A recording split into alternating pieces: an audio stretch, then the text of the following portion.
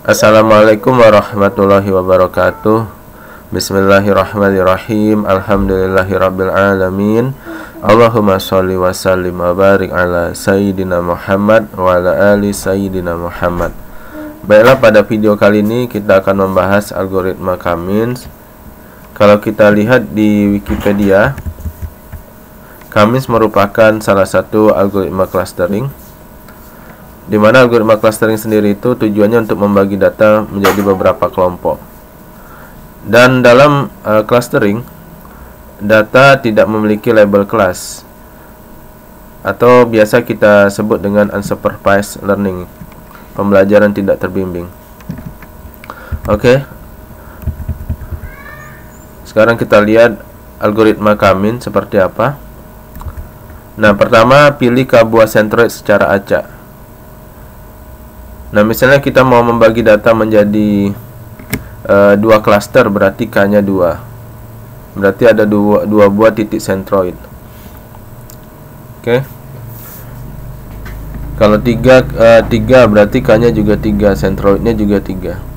Nah, dimensi dari centroid ini sama dengan dimensi data. Misalnya datanya 2 dimensi, maka centroidnya juga 2 dimensi. Nah, yang kedua, kelompokkan data sehingga terbentuk buah centroid, buah cluster dengan titik centroid dari setiap cluster merupakan titik centroid yang telah dipilih sebelumnya. Jadi nanti data-data tersebut dikelompokkan menjadi beberapa cluster berdasarkan centroid yang telah kita buat sebelumnya. Nah, caranya dengan mengukur jarak antara data dengan centroid. Nah, nanti mana yang paling kecil jaraknya paling pendek, nah itulah klasternya. Misalnya data A, ternyata jarak terpendeknya dengan centroid 1, maka dia termasuk klaster di centroid 1 gitu. Nanti pengukuran jaraknya kita menggunakan Euclidean distance ya. Nah, tentang Euclidean distance, silakan lihat video saya sebelumnya tentang Euclidean distance. Oke. Terus perbarui nilai titik centroid. Nanti diupdate setiap iterasi nilai titik centroidnya. Ulangi langkah 2 sampai 3 sampai nilai dari titik centroid tidak lagi berubah, atau biasa kita sebut dengan istilah konvergen. Nah, supaya tidak bingung, kita langsung praktekkan saja ya. Ini saya sudah siapkan data, ada 4 buah record di sini ya, dan ada 2 buah atribut X dan Y, berarti dimensinya 2 nih, dimensinya 2. Kalau nanti ada X, Y, Z, itu berarti dimensinya 3 dan seterusnya. Oke, saya pilih dimensi 2 saja agar mudah kita visualisasikan, sehingga nanti kita bisa mendapat gambaran proses kerja Cummins. Nah, ini 4 buah data. Ini data A 2,2. Ini data B data A 1,1 ya. X-nya 1, Y-nya 1 nih. Ini data B, X-nya 2, Y-nya 1 dan seterusnya.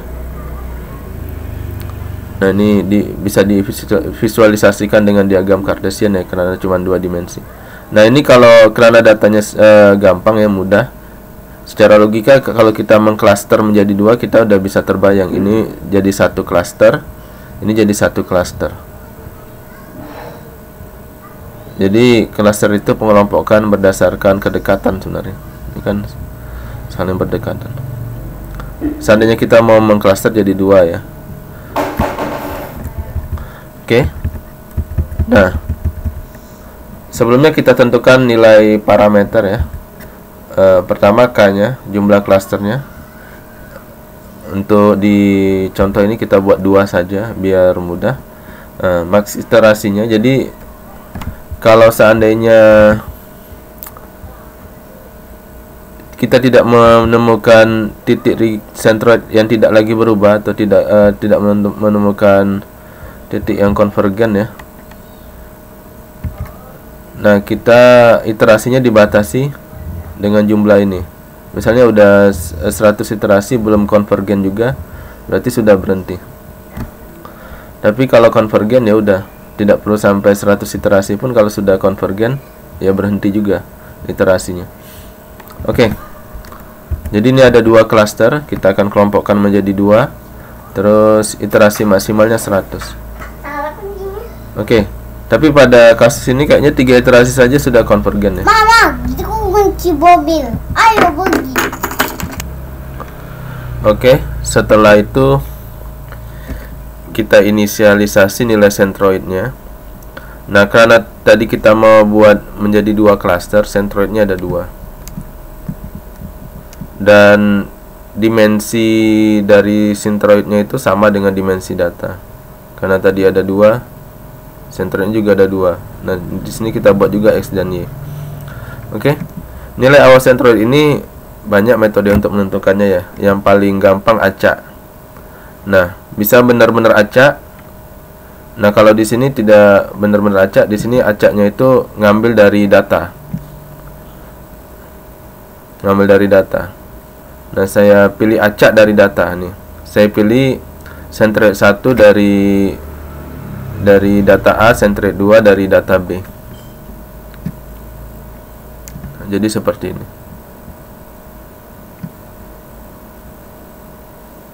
Nah, jadi kalau divisualisasikan kayak gini ya, dia tumpang tindih dengan, kalau centroid 1 tumpang tindih dengan data A nih, sekarang saat ini. Centroid 2, ini yang simbolnya segitiga nih centroid ya, tumpang tindih dengan data B, centroid 2 nya. Oke. Nah, itu tadi yang ini ya, yang langkah 1 dan ya, pilih sebuah centroid secara acak. Nah, sekarang kelompokkan data sehingga terbentuk sebuah klaster dengan titik centroid dari setiap klaster merupakan titik centroid yang telah dipilih sebelumnya. Oke. Nah, kita sebut di sini dengan iterasi 1 ya. Oke. Pertama untuk data A11 dulu, data A dulu. Data A itu kan X-nya 1, Y-nya 1. Jadi saya buat di sini A11 ya. Nah, kalau C tadi kita ingat, C tadi kan juga 1,1 ya. Kalau C1 ya, kalau centroid 1. Ini C ini centroid ya. Kalau centroid 1 itu 1,1 tadi. Kalau centroid 2 itu 2,1. Nah, kita ukur jarak antara A dengan C1. Antara A dan C1 kita ukur jaraknya. Dan antara A dengan C2 juga kita ukur jaraknya dengan Euclidean distance tadi ya. Nah, hasilnya jarak A ke C1 0, jarak A ke C2 1. Nah, di sini kita harus pilih pemenangnya. Pemenangnya di sini adalah yang paling kecil. Yang paling kecil nilainya ya. Artinya paling dekat. Jadi A ini datanya paling dekat dengan C1. Berarti yang menang untuk data A ini adalah centroid 1. Jadi A ini untuk sementara terkelompok pada klaster di centroid 1, di klaster 1 lah kita bilang. Oke.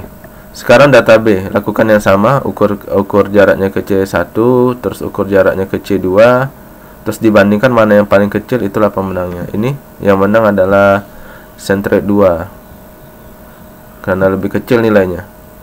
Pengukuran jarak dengan Euclidean distance ya, sekali lagi lihat video saya sebelumnya. Oke, jadi B ini untuk sementara dia terkelompok dalam klaster 2. Centroid 2 itu kita anggap klaster 2 ya. Oke, begitu seterusnya data C. Nah, kebetulan data C ini yang menang juga ya, kebetulan yang menang juga centroid 2 ya. Data D juga centroid 2. Nah, setelah itu kita update nilai centroid. Caranya kayak mana? Nah, untuk centroid 1 karena cuma 1 yang menang ya, tidak terlalu perlu dihitung ya. Cukup update aja centroid 1-nya dengan nilai A ini. 1 dan 1 ini.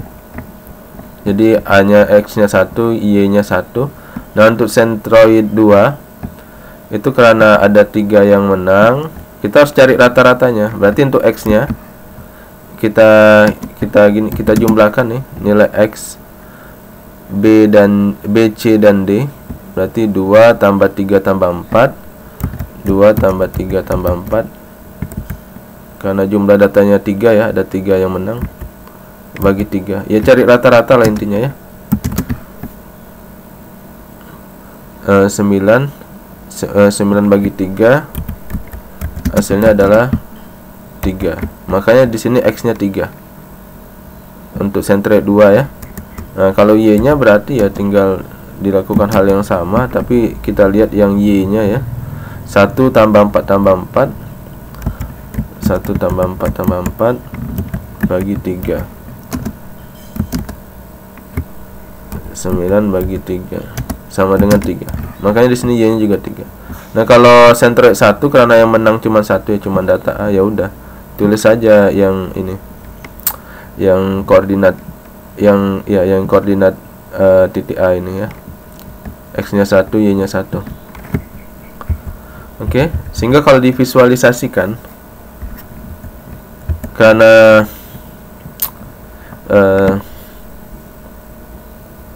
centroid satunya tetap ya, 1,1 masih di sini. Tapi centroid 2-nya sudah bergeser ya. Awalnya di sini tadi kan bergeser ke titik 3,3. Nah, seperti itu. Oke. Nah, kita lakukan lagi iterasi kedua. Iterasi kedua. Nah, di sini kita belum bisa mengecek ya.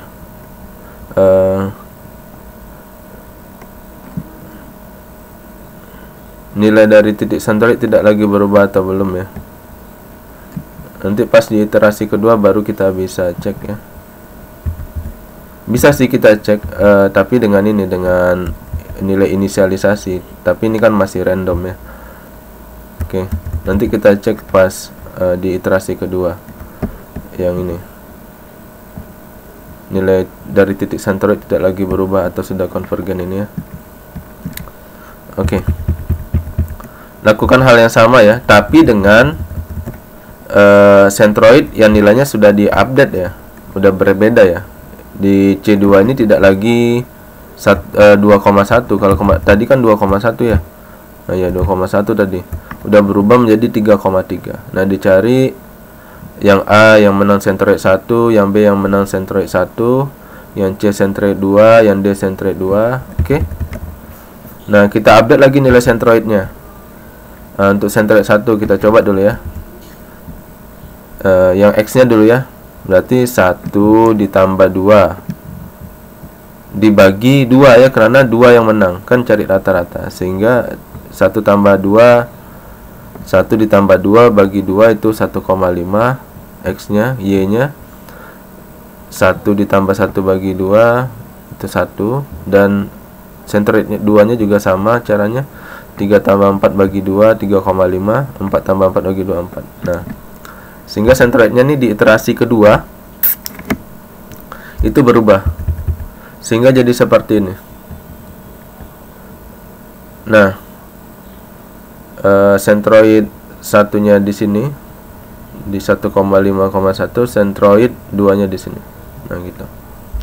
Nah, di sini baru kita bisa ngecek apakah sudah konvergen atau belum centroidnya ya.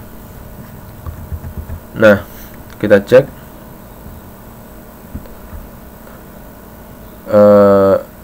Sama nggak semua nilai-nilainya dengan yang sebelumnya? Ternyata belum ya, banyak sekali perbedaannya ya.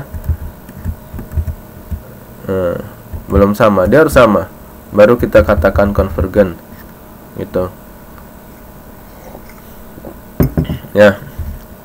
Oke, kita coba lagi lakukan iterasi 3. Caranya sama dengan iterasi 1 dan iterasi 2, cuman nilai centroidnya itu udah berubah dengan yang terbaru. Nah, silakan coba sendiri ya, kepanjangan kalau saya juga terangkan ini. Nah, hasilnya jadi nilai centroid update yang dihasilkan oleh iterasi 3 dibandingkan dengan iterasi 2 ini ternyata sama. Jadi bandingkannya dengan yang sebelumnya. Kalau 3 kalau nilai sentroid dari iterasi 3 dibandingkan dengan nilai sentroid iterasi kedua gitu ya. Ini juga kalau yang iterasi 1 ini kalau mau dibandingkan juga dengan nilai inisialisasi bisa juga ya. Oke. Ternyata sama. Silakan dicoba ya. Jadi kalau udah sama gitu itu artinya sudah konvergen. Nah, gimana nih kalau udah ribuan iterasi tidak konvergen? Nah, disitulah kita menggunakan ini max iterasi. Misalnya max iterasinya 100, udah 100 nggak konvergen ya udah berhenti saja di situ, selesai saja di situ. Itulah nilai sentroid akhirnya. Nah, oke. Nah, di sini kita bisa lihat sebenarnya means itu artinya kan rata-rata. K-means, misalnya klasternya 2 rata-rata. Berarti memang ada 2 rata-rata di sini. Ini kan sentroid 1 ini rata-rata dari data di data-data di yang berada di klaster 1. Sentroid 2 juga merupakan rata-rata dari data-data yang ada di klaster 2. Makanya means, K-means ya. Kayak itu jumlah klasternya, means itu rata-rata. Seperti itu. Nah, ada kelebihan dan kekurangan dari algoritma K-means. Sepertinya bisa kalian baca sendiri ya. Tidak perlu dijelaskan.